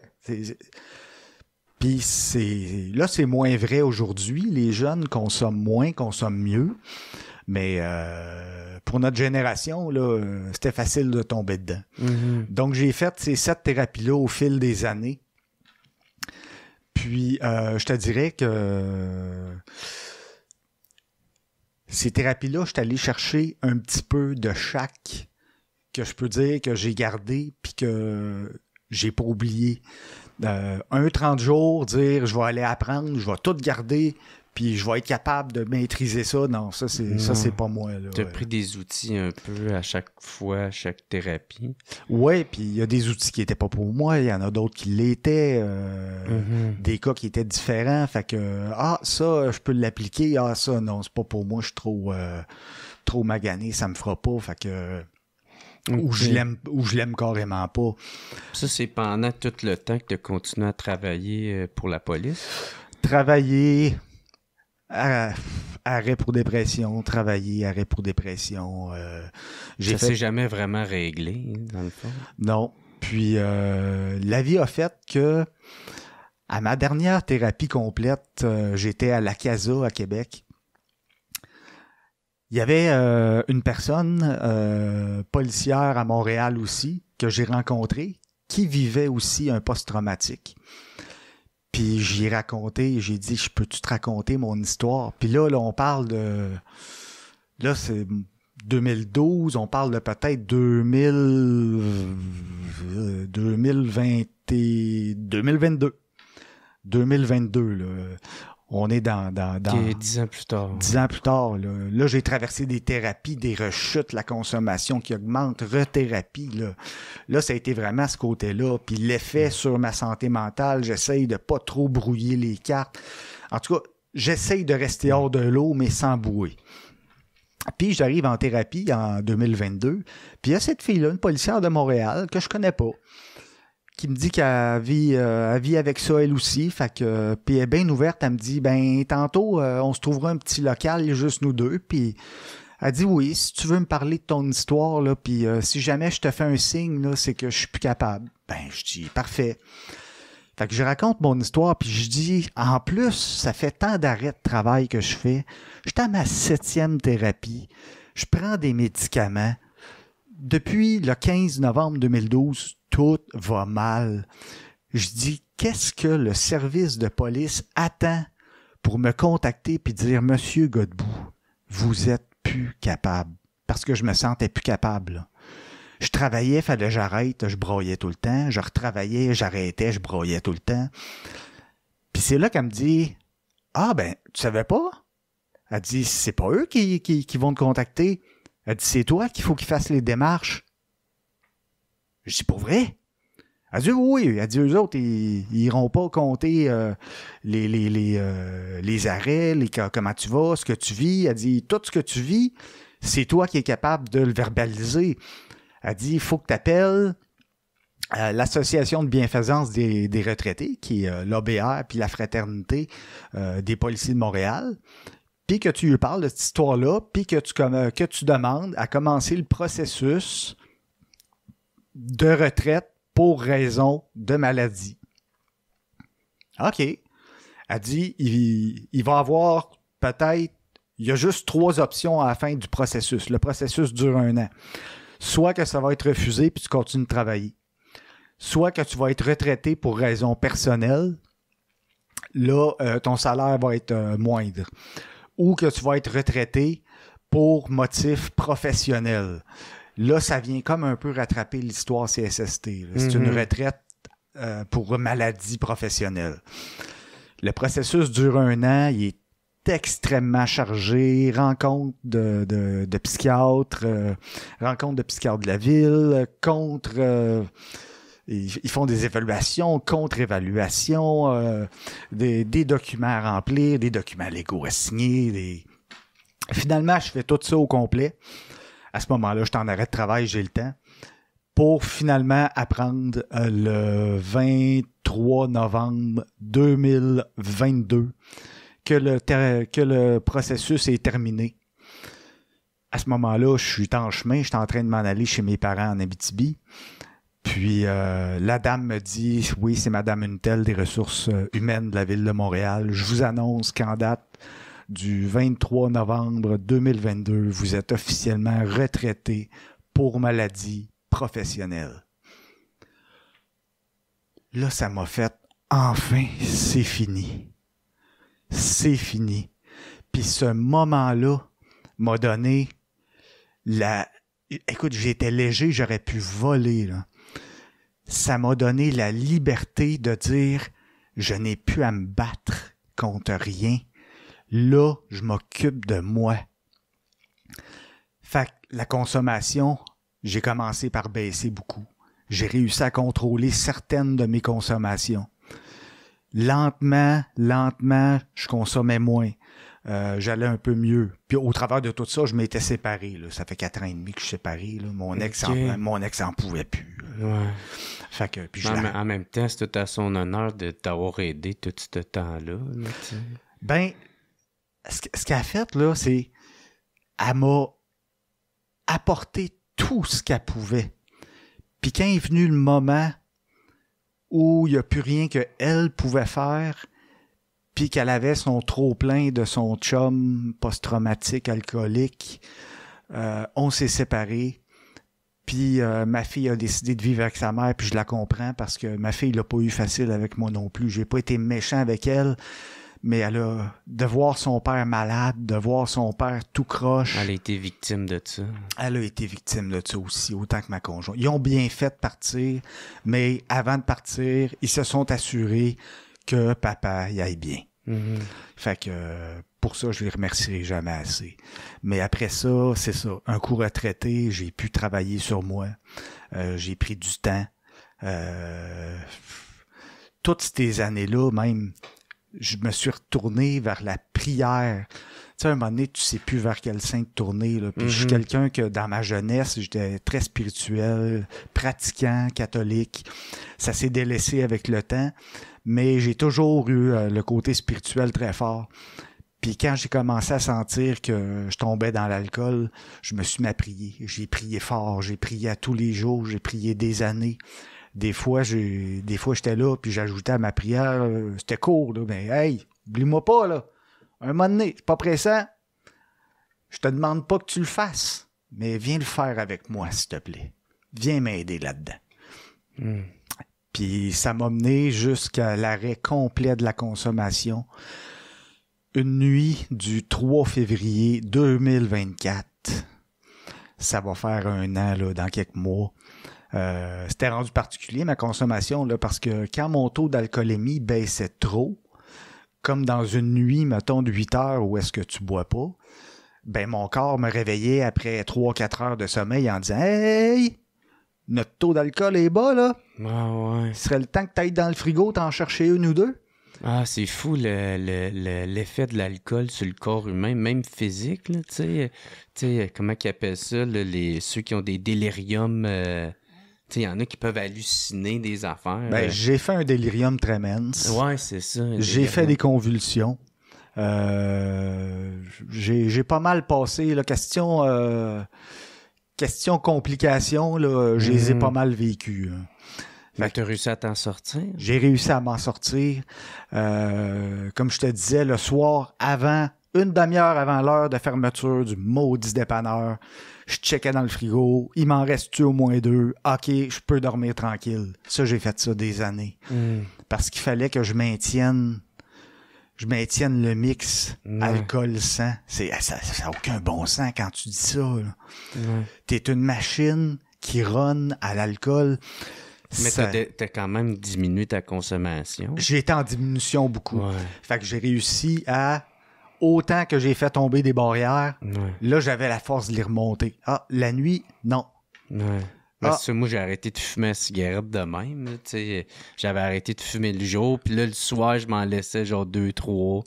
OK. Puis là, elle m'a amené, tu sais, tu perds tes habitudes, puis là, c'est comme un peu plus facile de... Ah là, j'ai juste à me contrôler le soir, tu sais, pas toute la journée jusqu'à temps que j'aille me coucher, tu sais. Non, c'est ça, ben exactement. J'ai arrêté de fumer comme ça, moi aussi, il crime à peu près 20 ans. J'étais un vrai fumeur, puis j'ai arrêté en coupant j'avais mes habitudes de cigarette, mais genre, je fumais la journée longue puis le soir aussi. Mais j'ai choisi. Bon, ben, OK, celle en me levant, à part. Ouais, c'est ça. Mais toutes les restes, toutes les autres, je vais les garder. 2 semaines, 3 semaines. Après ça, bon, ben, celle du dîner, à part. Finalement, il m'en restait une. Le soir avant d'aller me coucher. Ouais. Puis là, c'est plus facile de couper ça. C'est ça. Parce que là, c'est plus... là, c'est mental. Là. C'est l'habitude. Ouais. C'est plus la nicotine qui te dit « Hey, je veux de la nicotine. » Mais non, t'en as pas depuis 24 heures. Fait que... Mais c'est ça, t'as réussi à arrêter de fumer.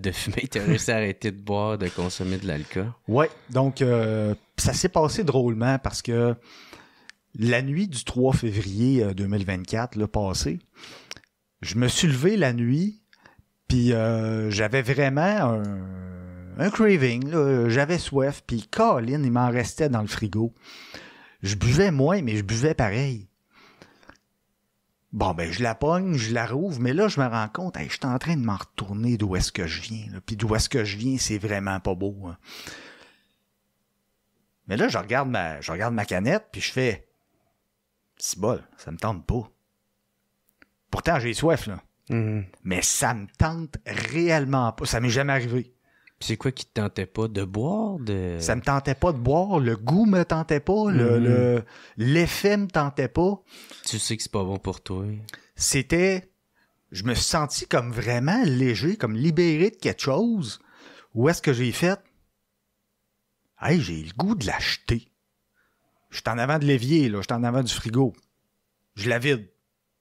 Puis ça me fait rien. Hey, pour un alcoolique, là, vider des bières qui restent, là, quand tu sais que les dépanneurs ouvrent pas, tu viens de te créer un stress. Mais là, pas de stress pantoute. Je la vide. Ah, ben, il y en a un autre. C'est la dernière. Je la vide. Je jette les canettes. Je retourne me coucher, puis quasiment avec un petit sourire en coin. Quasiment avec la petite tape. Hey, le gros. Tu viens de t'en débarrasser. Tu l'as fait. Mais là, à cette heure, refais-les 24 heures à la fois. Dis-toi pas 1 an, 2 ans. Non, c'est une journée à la fois, là. Là, c'est fait, là. Demain, c'est ton seul défi. Aujourd'hui, ben demain, on était rendu aujourd'hui à 3 heures du matin. Aujourd'hui, je bois pas. Demain, on verra. Mais demain, c'est aujourd'hui quand t'es rendu là. Ben aujourd'hui, je bois pas. Demain, on verra. Ça a été une technique qui m'a servi de traverser cette période-là sans me stresser avec l'obligation de non, tu bois plus, puis l'alcool, c'est le diable, puis en thérapie, ils te parlent souvent du crosseur. L'image du crosseur sur ton épaule qui te dit « Ah ben, t'as envie de boire, elle serait bonne, hein, tu pourrais prendre... » Ouais. Mais moi, je suis pas un adepte de l'image du crosseur parce que c'est pas le grand gazou au-dessus de notre épaule là, qui décide que c'est qui se passe dans notre tête. Le crosseur, là, il est là, là. Je suis mon propre crosseur. C'est pas quelqu'un à l'externe. Parce que si je dis, je suis allé boire, mais c'est à cause de mon crosseur. Ouais, c'est comme si tu te déresponsabilisais. Ouais, je mets la responsabilité sur autre. Mais non. Je suis mon propre crosseur. Mais je l'ai pas revu depuis longtemps. Puis aujourd'hui, je te dirais que côté post-traumatique, évidemment, tout ce qui est feu, incendie, je suis pas capable. Que ce soit aux nouvelles, des films. Ouais, t'as été marqué à vie de ça. Ouais. La pire saison pour moi, là, c'est quand à l'automne, les gens commencent à chauffer au bois. Les odeurs de fumée, puis les fumées qui se promènent dans les quartiers résidentiels. Là. Je me surprends des fois à faire le tour des quartiers pour voir s'il n'y a pas une maison en feu. Puis là, je fais « Calme-toi, là, le monde chauffe. » Ah ouais. Fait que... Tu restes avec ça en tête. Je reste avec ça. Puis je sens que ça va rester tout le temps. Là. Mon premier appartement, quand je me suis séparé, là, j'avais 2 extincteurs, une échelle de secours parce que j'étais dans un bloc appartement au 3e étage. J'avais les boules qui explosent puis qui envoient de la poudre partout pour éteindre au cas où.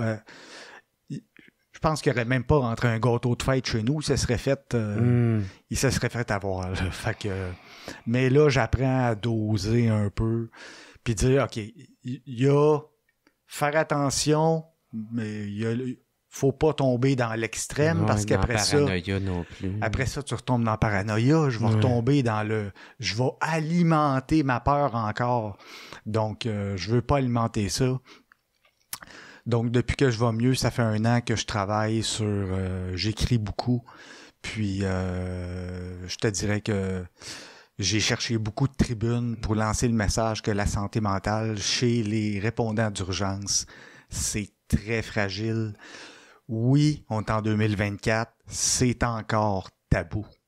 C'est très tabou. C'est pas pour rien. Il y a beaucoup de conférences qui se font. Même dans le corps policier, là, tu disais. Là, dans le corps policier, chez les pompiers qui sont... Les pompiers, longtemps, on les appelle encore les héros.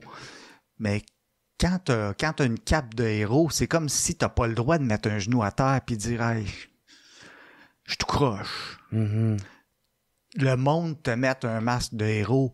C'est imposé par la société, mais par nous aussi. On a le droit de pas bien aller. Puis l'accompagnement qui manque aussi. On a beau, c'est ça que j'ai expliqué souvent à des gens. Il y a des belles publicités à télé, là. 1-866 appelle. Magnifique ressource si tu as des idées noires, si tu as des idées suicidaires ou un proche que tu as peur qui pense à ça. 1-866 appelez. Sauf que, comme j'avais déjà dit en début d'entrevue, la chose la plus dure que j'ai eu à faire quand je filais pas, c'était prendre le téléphone. Il n'y a pas personne, il n'y a pas d'autre façon que j'ai trouvé pour dire comment je fais pour les rejoindre. S'il y avait une ressource, s'il y avait des gens qui sont comme, tu sais, des gens que tu sais qui te jugent pas, qui sont de ton milieu, là, qui sont des policiers qui ont vécu des choses un peu comme toi, ben eux autres, tu vas être porté à eux parler parce que ils vont te comprendre. Ils vont te comprendre, puis peut-être qu'ils ont vécu pire, peut-être qu'ils ont vécu moins pire. La peur du jugement est moins là. Mais tu peux les appeler puis dire « Hey, Tu sais, je sais pas comment ça marche la vigile, mais je suis pas capable de les appeler, j'ai pas la force. Ben cette personne-là pourrait dire, regarde, je vais servir d'accompagnement, je vais les appeler, je vais prendre des informations, puis si tu veux, je te rappelle, je te donne ça. Comme ça, la glace est brisée. Puis, soit que tu rappelles, ou je peux lui demander de te rappeler. Tout ce que tu as à faire, c'est répondre. Mm-hmm. Ça, c'est de l'accompagnement.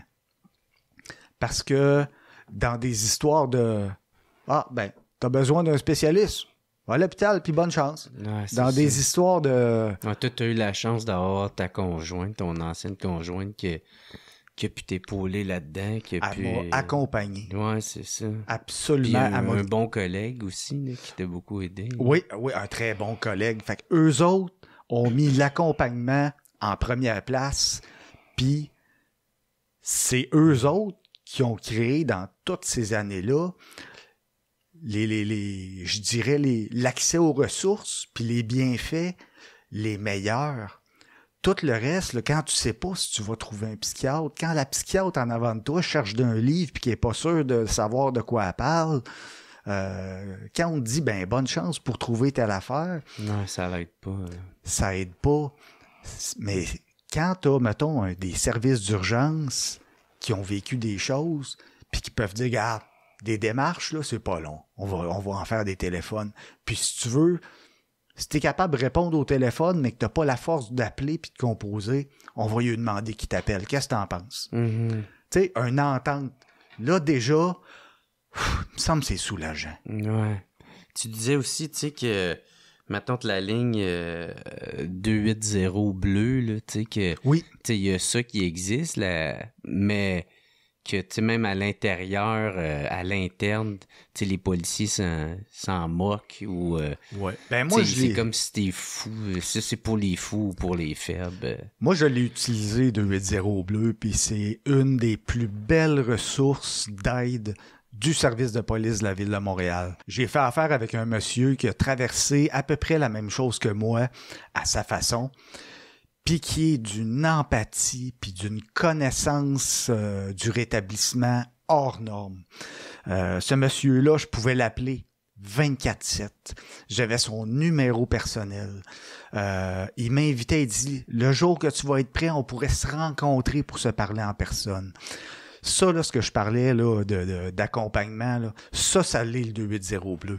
Okay. Le problème, c'est que, bon, là, je suis retraité depuis 2 ans. Mes 4 dernières années, j'ai eu des arrêts de travail, tout, puis moi, je contactais le 280 bleu.